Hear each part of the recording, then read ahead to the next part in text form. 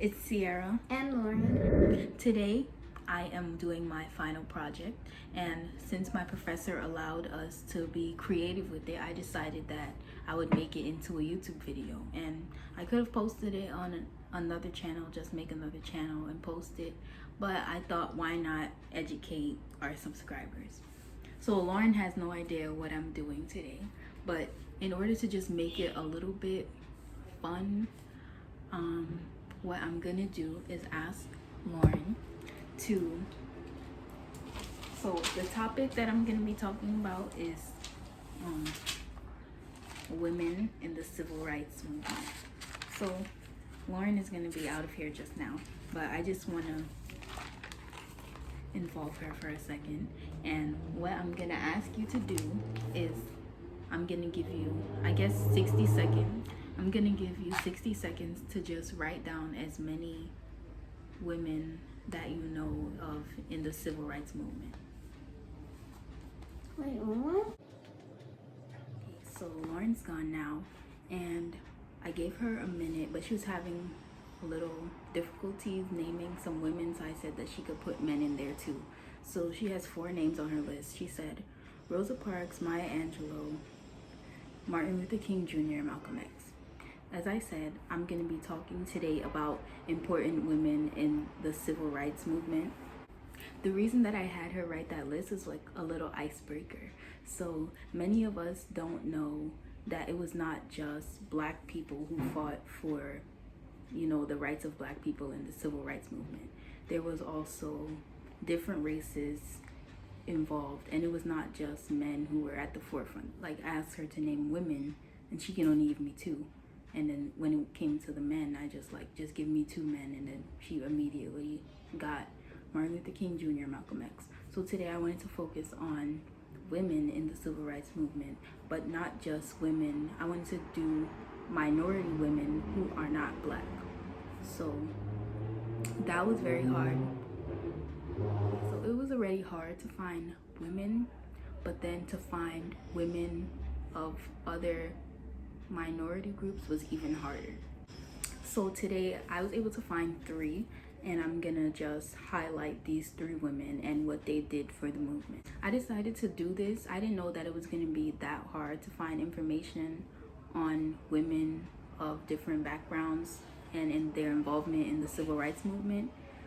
But I should have known, because it's just something that's not talked about, and that's why I decided to do this, because I never learned about this in school, and I just wanted to educate myself and educate other people about the hidden figures of the civil rights movement. Summary of what the civil rights movement was is basically a fight against discrimination and racism, fought mostly by black people, but there were also allies involved that helped to achieve the common goal of ending segregation.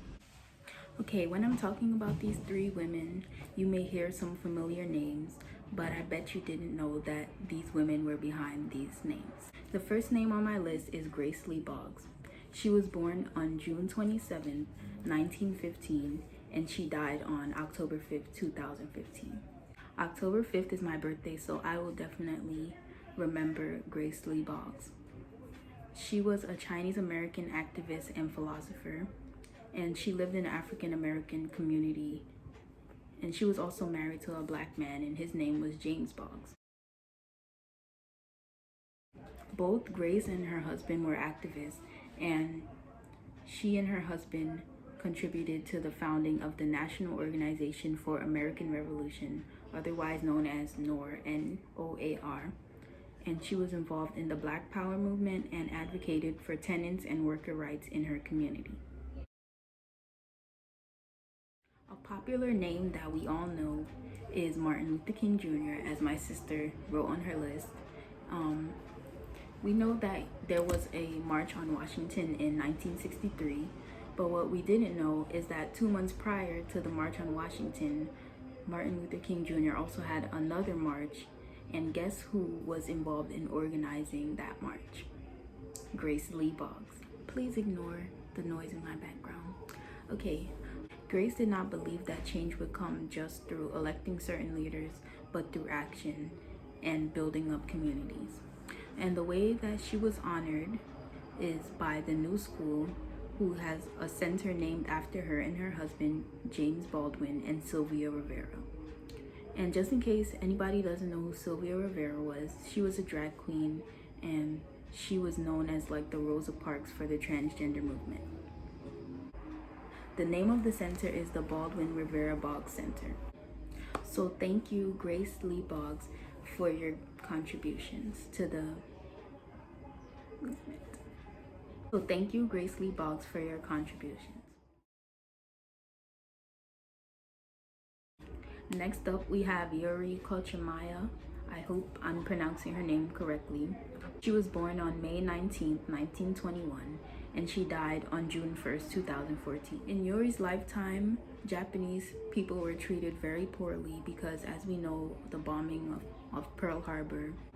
Yuri and her family were forced to live in concentration camps, which is why calling her an American citizen is like far from the truth. She wasn't treated as a citizen, and she wasn't treated as if she was American. Her and her family were treated as less than. So after getting out of the concentration camp, she was more aware of the injustices that were going on around her and the abuse going on around her, and not just in her community but also in the African American community. So in 1960, after getting married, Yuri moved to Harlem, which is where she began working for the civil rights movement. She fought for education and fair housing in the community. She didn't only fight for African Americans, but she also fought for the Latino community and the Young Lords. If you don't know who the Young Lords is, you should look them up. It was like a group of Latinos. They created their own political party, basically. So another popular name that we would know is Malcolm X. And Yuri was close friends with Malcolm X. She worked alongside Malcolm X and supported him and the Black Freedom Movement. There's a famous picture of Malcolm X after he was shot, and if you saw the picture or if you look at it, actually, warning, I'm gonna insert the picture so that we can see it, and Yuri was actually the woman who was right there by him.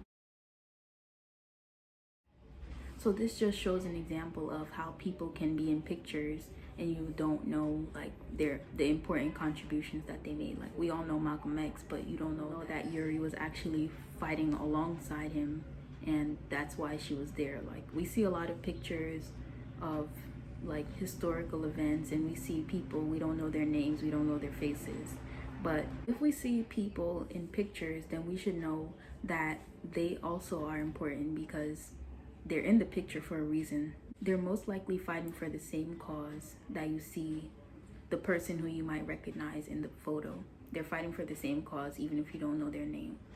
And I wish that we would learn more about people like Yuri and Grace before they pass, because both of them passed pretty recently, 2014 and 2015.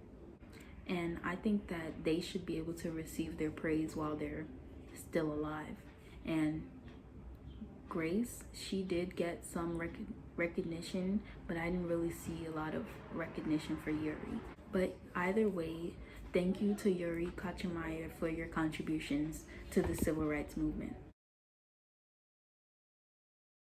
And last but not least is someone who is still alive today. You may or may not know her or have heard of her. And after I say what she did, you can probably think about why you don't know her. And my guess would be it's because she's a Mexican American. So her name is Sylvia Mendez, and she was born on June 7th, 1936. She is an American civil rights activist of Mexican Puerto Rican descent.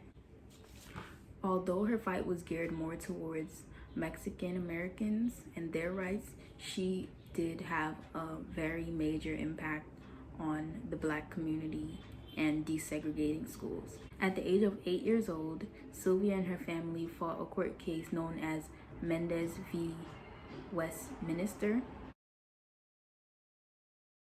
They fought in California to desegregate schools because school officials told Sylvia and her family that her and her brother were too dark skinned to attend the school, but her cousins, they can pass and they can be let into the all-white school because they were light skinned. So her family fought against this. And this case was 8 years before Brown v. Board of Education, which we all know was what desegregated all schools in the United States. But it started with Mendez v. Westminster, where Sylvia and her family were at the forefront of this. And then I was wondering, like, why didn't we learn about, because I know I didn't. I don't know if anybody else learned about this, but I know I didn't learn about this. And then my question is, like, why didn't we learn about this? Because this is what created a segue for the desegregation of schools. It came 8 years before the actual Brown v. Board of Education case. So it definitely set a precedent because it desegregated schools in California. And Brown v. Board of Education desegregated schools in the entire United States. And I feel like we didn't learn about this because we're always taught that the civil rights movement is like, it's black and then there's white. There's so many groups in between. Like, we have the Latino community, we have the Asian community. Like, we're not being taught about this. It's just black or white. But then it's so many more people involved, and that's why we're able to achieve these goals. Because if Sylvia and her family didn't fight against this injustice in California, it might have taken even longer to desegregate schools in the United States.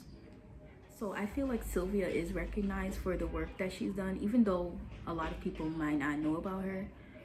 She has a lot of accomplishments that she was honored a lot, and she's still being honored to this day. So I'm happy about that. Just to name two of her accomplishments, she was awarded the Presidential Medal of Freedom in 2011.